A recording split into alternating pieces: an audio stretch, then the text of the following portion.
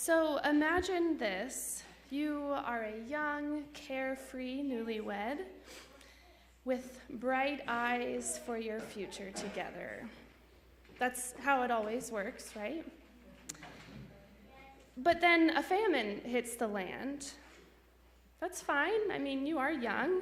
Living off of cheap beans and rice is normal. But then your father-in-law dies and your mother-in-law moves in. But that's okay. I mean, that's what you do with family. You take care of them. But then your beloved dies, and you're stuck with your mother-in-law and your sister-in-law, and the beans and rice are running low. Now, I don't have a mother-in-law or sister-in-law to move in with me and my 2 cats in my 2-bedroom house, so I can only imagine what you might be thinking about right now. But this is Ruth's experience. Lots of joy and new beginnings at first, and then trouble and loss. And yet her loyalty remained with her mother-in-law, Naomi.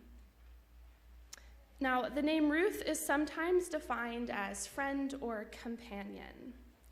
And Ruth shows this companionship to Naomi without fault. Naomi decides to return to her home in Bethlehem. And the question that this story offers us is, where is Ruth's home? Naomi encourages Ruth and Orpah to return to their nuclear homes because that's where she believes that home is. Ruth, however, challenges that idea. The death of the men have made this a woman's story. The men have died, leaving the women to pick up the pieces and deal with the results of their death.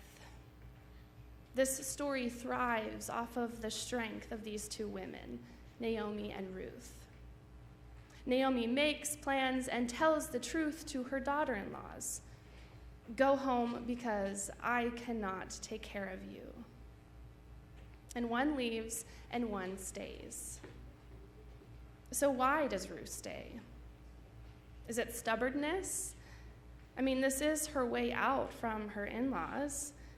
Go home and be a child again. But again, she stays. Ruth, if nothing else, is persistent when she tells her mother-in-law that she is going to stay with her and she is going to follow Naomi and her God. There is a sense of strength found in one another, and Ruth remains in the security that she has found in Naomi.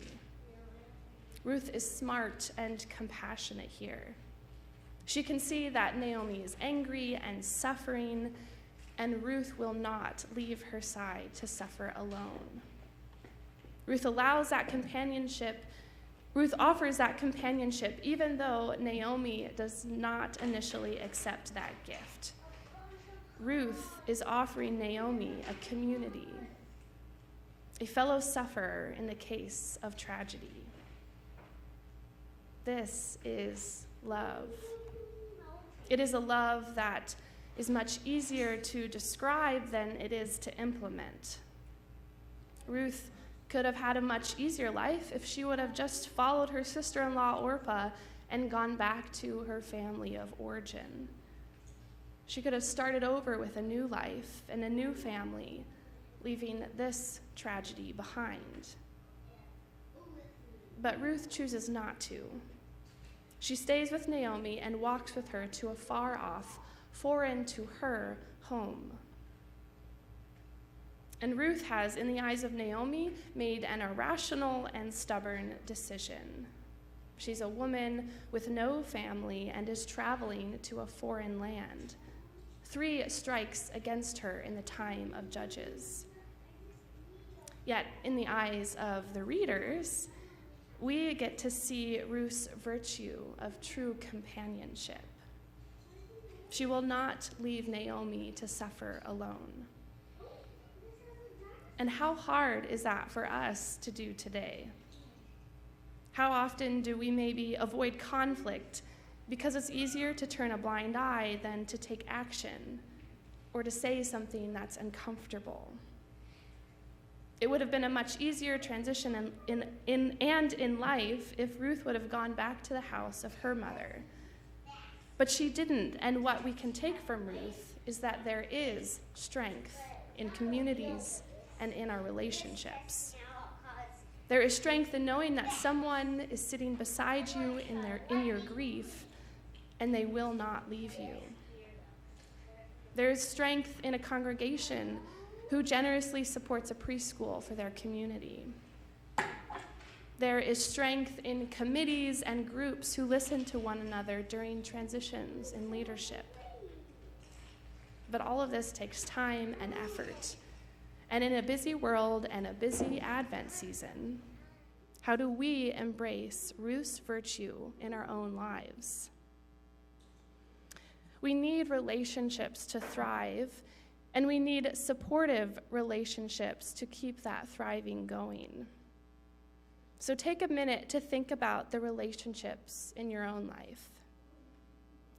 I once heard that our relationships should consist of the 5 C's.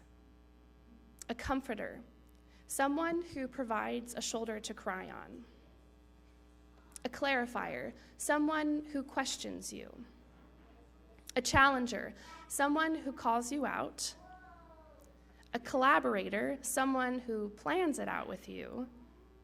And a clown, someone who can make you laugh.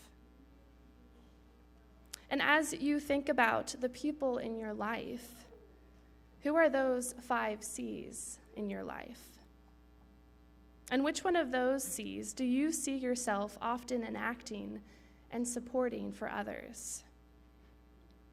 I think that it can be overwhelming to think about being more proactive in the world and trying to solve every single one of the world's problems.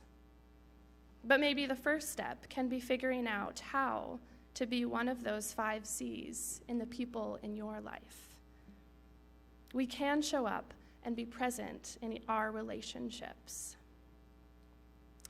So, turning back to Naomi's despair and anguish, as readers, we see that she blames God for her troubles. She's lamenting her anger to God, and although that may not be a common theme today, that was a common conversation of prayer in Naomi's time. Prayer meant praise, thanksgiving, and lamenting. We see that when she returns to her home in Bethlehem, she tells her people, "I went away full, but the Lord has brought me back empty." She's lamenting, and in this lamenting, she's telling the truth to how she feels. There are 2 things that are happening here. The first is that, in spite of this blame, Naomi still wants her daughters-in-laws to find peace in God. She wishes for them security and grace in God. This is interesting because it might feel like a stark contrast to Naomi's lament to God for this tragedy. And the second is that Ruth is choosing to return with Naomi to her home. And in biblical times, this meant that she was following Naomi's God. Your people shall be my people, and your God, my God. Ruth hears Naomi's complaint, but chooses to follow her and her God. She remains supportive in this supportive relationship with Naomi. Naomi believes that she does not receive an answer from God in her lamenting. She has voiced this lament and tells her daughter-in-laws to return to their home for their own security. Yet what if God is answering Naomi through Ruth's persistent companionship? Ruth remains by Naomi's side, even though that may not be the most attractive option at the time. Naomi is seeking an answer from God to her misery and requesting support in this time. While the answer to why this tragedy has happened remains unanswered, we can see that the support is right there in Ruth's remaining presence with Naomi. God is mysteriously working through Ruth to provide support for Naomi in this time of need. Many of us, like Naomi, have lived in these dark and lonely days before. On one of my own dark and lonely days, I was driving to the farmer's market, tearfully talking to my mom on the phone. I don't remember the topic specifically anymore, but I remember her words of encouragement to find someone in Kansas City, where I was living at the time, to hold my hand, since she was 3 hours away. Rolling my eyes, I told her, okay. I hung up, wiped my tear-stained cheeks, put my sunglasses on to hide my puffy eyes, and walked to the kombucha stand to purchase my weekly supply. And as I was pulling out my credit card to pay for my purchase, I heard someone say behind me, "Oh no, put your wallet away, I'm taking care of this." And sure enough, there was a fellow churchgoer pulling out a wad of cash to pay for my purchase. And I insisted that this was a large purchase and that I could take care of it. And she more forcefully insisted that this was her treat. So I let her take care of it and could only reply with a simple thank you. But that thank you meant more than thanks for buying my weekly supply of kombucha. It meant thank you for seeing me. Thank you for reaching out to me unknowingly of my internal lonely struggle I was going through. And it meant thank you for showing Ruth's virtue of compassion in a time that I desperately needed it. And this moment has stuck by me since that day. I'm unsure if my fellow churchgoer realized that her actions that day helped me to see God was at work in my life and that I was not suffering alone. I drove home that day with a new perspective. Here I am working for a wonderful community that is spread out all over a big city. And yet we keep showing up to things and keep popping up in each other's lives, unannounced. This is how I see God at work in my life, through other people. Even though this churchgoer's actions was only buying my weekly supply of kombucha, what I took with me that day was that I was loved, I was noticed, and I was not alone. I believe that Ruth's actions to follow Naomi to Bethlehem was normal for her. I don't even think that Ruth realized this could be God working through her to send a message to Naomi that she was not alone in the world and that she was strong enough to get through it. During the season of Advent, I have often wished that there was less stress and more intentionality to the season. I think that this story of Ruth and her compassion for relationships could be a way for us to be more intentional as we wait and prepare for Emmanuel. As we prepare for Emmanuel, we can be like this woman who came before him and cared for those around us.